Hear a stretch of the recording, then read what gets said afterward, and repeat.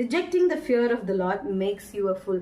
தேவனுக்கு பயப்படுற பயத்தை நம்ம விட்டுட்டோம், இல்லை அதை மறுத்தோம், இல்லை அதை நம்ம வந்து சீரியஸா எடுத்துக்கலன்னா நம்மள ஒரு முட்டாள் ஆக்கிடுதான். ஓகே, பை ஸ்டார்டர்ஸ்ங்க, அதாவது நம்ம ஆஸ் ஹியூமன்ஸ் நம்ம எல்லாருக்குமே ஒரு பேசிக் நாலேஜ் இருக்கு. இது பண்ணக்கூடாதுன்ற ஒரு பேசிக் நாலேஜ் இருக்கு.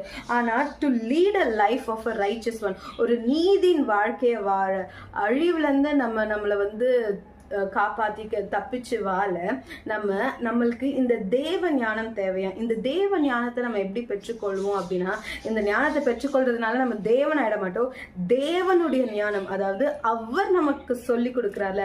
ஸோ இந்த ஞானத்தை நம்ம எப்போ பெற்றுக்கொள்வோம் நீங்க பாத்தீங்கன்னா, நம்ம அவரோட பாதப்படியில வந்து நம்மளை ஒப்பு கொடுத்து இரவும் பகலும் அவரோட வேதத்தை தியானித்து அவர் சொல்ற காரியங்களை கேட்டு கீழ்ப்படிஞ்சு வாழ்ந்தோம் அப்படின்னா, அதாவது அந்த தேவ பக்தியோட அந்த தேவ பயத்தோட வாழ்